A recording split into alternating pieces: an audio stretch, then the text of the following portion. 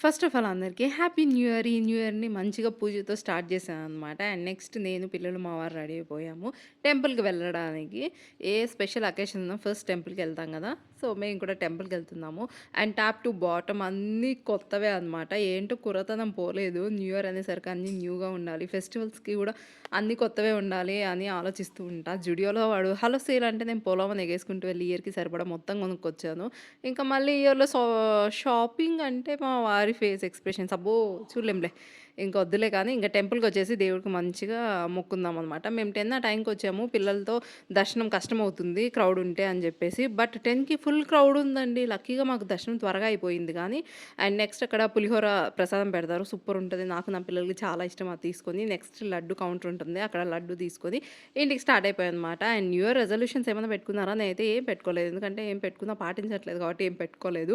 Vision book, vision board అలాంటివి గూడా ఏం లేవనమాట. న్యూ ఇయర్ కాబట్టి పాయసం చేశాను. శుభారంభం మిఠాయితో. మీరు